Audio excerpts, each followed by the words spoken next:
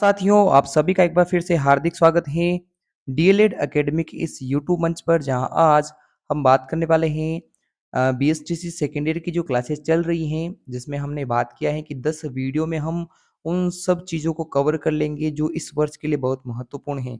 उसके बाद भी क्लासेस कंटिन्यू होगी, किंतु वो हमें यूनिट वाइज स्टार्ट करूँगा, क्योंकि इसमें यूनिट का लफड़ा नहीं रहता है। जो बच्चे पासिंग मार्क पढ़ना चाहते हैं और जो बड़े क्वेश्चन के लिए पढ़ते हैं कि हाँ, मेन जो उनका एम है कि वो अच्छे क्वेश्चन पढ़ पढ़ ले और उनसे पास हो जाए, तो वो मैटर हम 10 वीडियो में कवर करेंगे। उसके बाद हम यूनिट वाइज भी आगे जो है कंटिन्यू करेंगे। तो सीएलटी के बारे में यहाँ हम जानते हैं। तो सीएलटी के बारे में सबसे पहले हम पढ़ते हैं कि सीएलटी है क्या, इसका फुल फॉर्म क्या होता है। तो सीएलटी में सी का मतलब होता है कम्युनिकेटिव, एल का मतलब होता है लैंग्वेज और टी का मतलब होता है टीचिंग, यानी संप्रेषण से संबंधित, भाषा को बोलने, सिखाने, संवाद करने से संबंधित जो टीचिंग होती है, वही आपका जो अप्रोच है उसे कहते हैं कम्युनिकेटिव अप्रोच या सीएलटी। दोनों एक ही चीज़ है।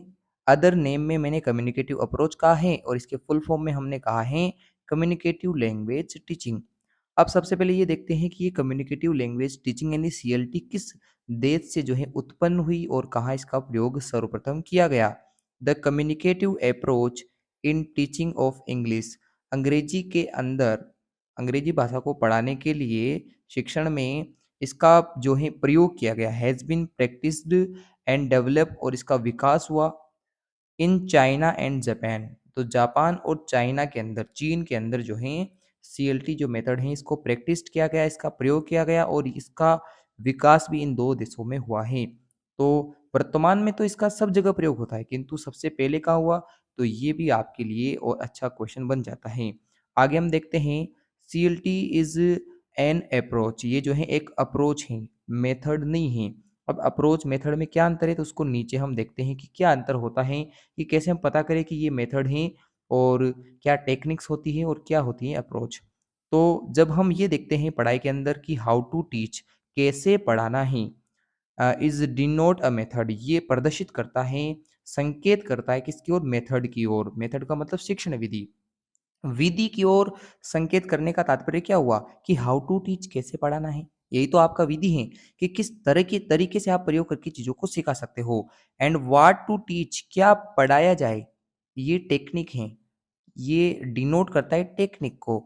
और इसके अलावा प्री क्लासरूम एक्टिविटी, यानी क्लासरूम में आने से पहले की एक्टिविटी, क्लासरूम के दौरान की activity, and post classroom activity, classroom के जाने के बाद जो एक्टिविटीज होती हैं, और ये एक्टिविटीज डिनोट करती हैं अप्रोच को।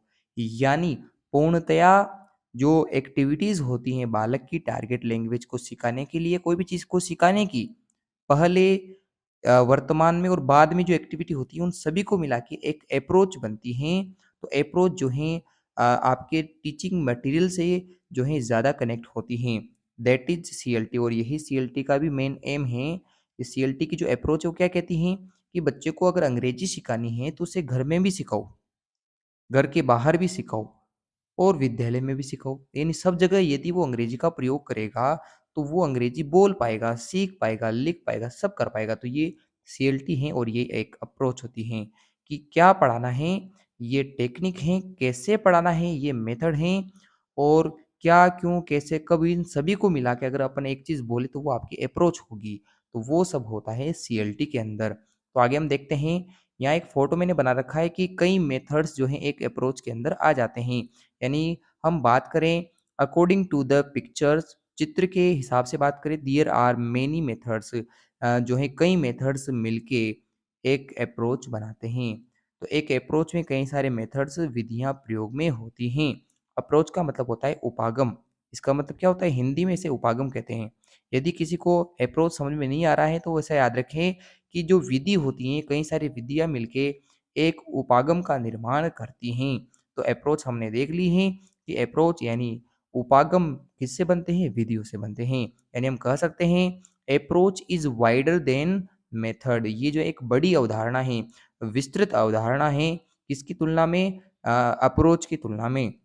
तो अप्रोच क्या है, मेथड की तुलना में, यानी विधियों की तुलना में हम बात करें तो अप्रोच उपागम एक बड़ी अवधारणा, वृत्त अवधारणा होती है। आगे हम देखते हैं कि जिस प्रकार कल हमने वीडियो में देखा था कि एक डायरेक्ट मेथड होता है जहाँ आपके मदर टंग का यूज़ नहीं होता। एक टीसीजीएम था जहाँ मदर टंग का बहुत ज़्यादा यूज़ होता है।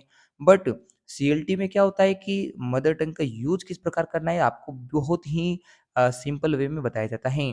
There are no particular role use, यहाँ एक विशेष यूज़ तो नहीं है मदर टंग का, बट ओनली जुडिशियस रोल या यूज़ होता है। जुडिशियस का मतलब कि जब आवश्यकता पड़े किसी चीज़ को समझाने की तब आप हिंदी यूज़ कर सकते हो, किंतु टीचर यूज़ करेगा।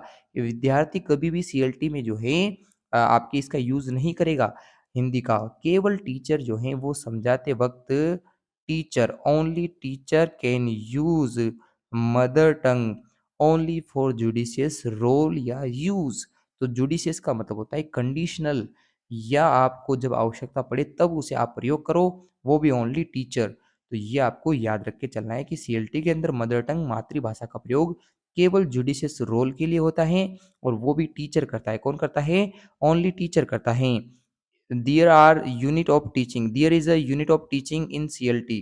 तो सीएलटी के अंदर जो है यूनिट ऑफ टीचिंग की हम बात करें, शिक्षण की इकाई कि किस चीज़ को ज़्यादा पढ़ाया जाता है, तो वो है सेंटेंस। तो डायरेक्ट मेथड प्रत्यक्ष विधि में भी सेंटेंस को अंग्रेजी में ही सिखाने का प्रयास किया जाता है।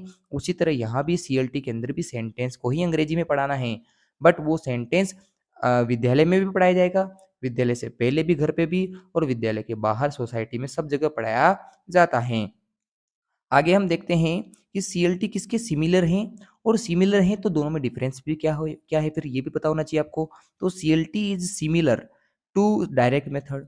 तो प्रत्यक्ष विधि के जो है समान है सीएलटी, बट किंतु नॉट प्रॉपरली सिमिलर, पूर्णतया सिमिलर भी नहीं है।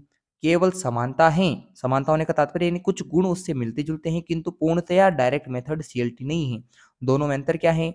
इन सीएलटी के अंदर there are importance of inside, यानी इनसाइड का मतलब स्कूल, जब विद्यालय में पढ़ रहा होता है तब भी उसकी इम्पोर्टेंस है। जो एक्टिविटीज करता है सीखने की अंग्रेजी को विद्यालय में, तो वहाँ की एक्टिविटीज के दौरान, एंड आउटसाइड, आउटसाइड का मतलब होम, घर पे या सोसाइटी पे जो एक्टिविटीज करता है वहाँ भी अंग्रेजी सिखाई जाए। यानी इनसाइड और आउटसाइड दोनों जगह यदि लर्निंग करवाई जा रही है टारगेट लैंग्वेज की, इंग्लिश की, तो वो सीएलटी मेथड है। किंतु यदि केवल विद्यालय में अंग्रेजी सिखाने का प्रयास किया जा रहा है और वो चीज़ बाहर नहीं हो रही है होम में या सोसाइटी में, तो वो सीएलटी नहीं है। सीएलटी का मतलब एक ऐसी अप्रोच है जहाँ अंग्रेजी को सब जगह सिखाया जाए, घर पे भी, सोसाइटी में भी और स्कूल में भी, तब बच्चा जो है अच्छे प्रकार से इंग्लिश को सीख सकता है।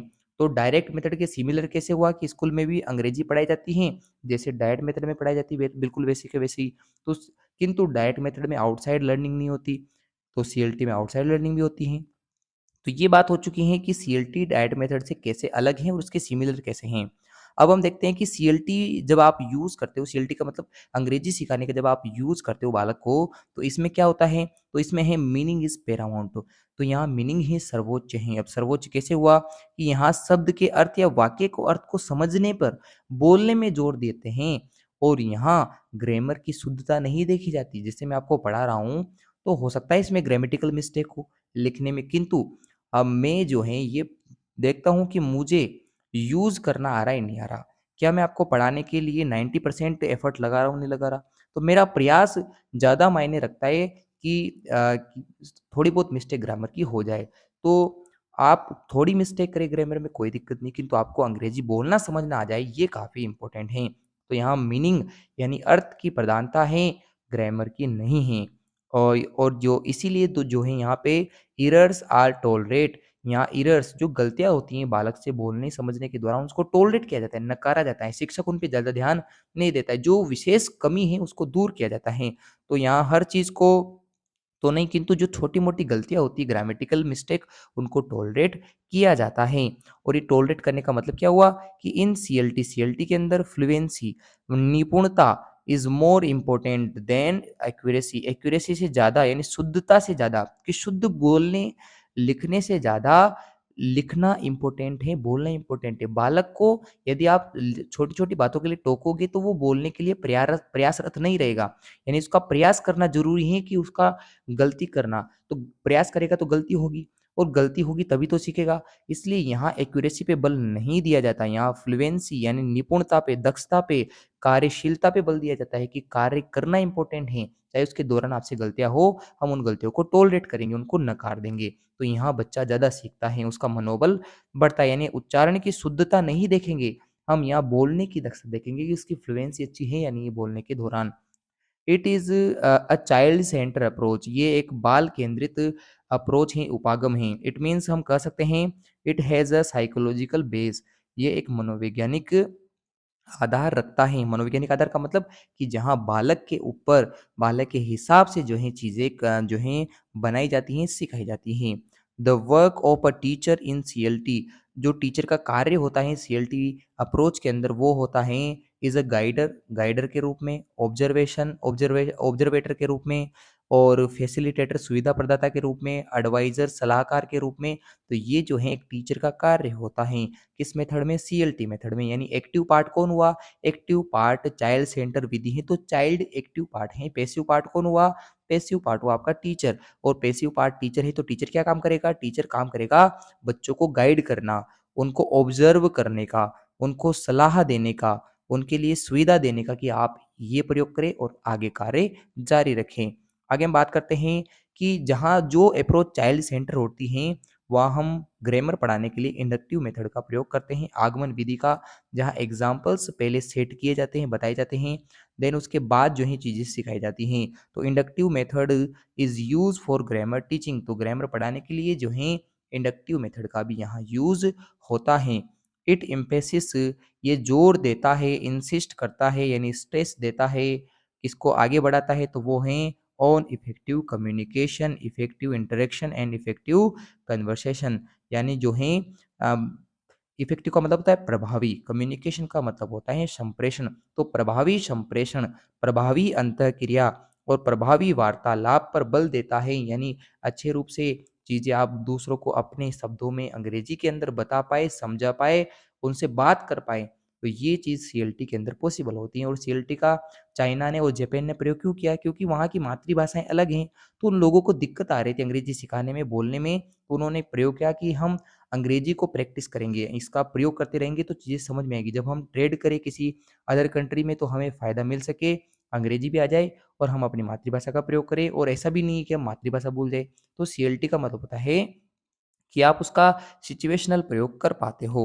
आगे हम देखते हैं, it works on learning by doing theory. Learning by doing theory क्या कहती है? क्रिया करो, कार्य करो और सीखो। लर्निंग बाय डूइंग, लर्निंग का मतलब होता है अधिगम, सीखना होता है कब? जब आप कार्य करोगे, डूइंग करोगे, कुछ काम करोगे, तो क्रिया करके सीखने के सिद्धांत पर आधारित है सीएलटी, जहाँ बालक खुद अपनी एक्टिविटीज करता है, शिक्षक के नेतृत्व में और सीखता रहता है। इन इट इंक्रीजेज, ये इंक्रीज करता है, क्या बढ़ाता है? सोशियो लिंग्विस्टिक कॉम्पिटेंस बढ़ाता है, सामाजिक संप्रेषण क्षमता या दक्षता को बढ़ाता है। बालक जो विद्यालय में पढ़ रहा है, जो बालिकाएं पढ़ रही हैं, उनका सामाजिक संप्रेषण अच्छा हो सके, वो अपनी बात को समाज में सब जगह अच्छे प्रकार से इंटरेक्ट कर पाए, अंतःक्रिया के आधार पर बता पाए, तो वही चीज़ जो है सीएलटी के अंदर होती हैं।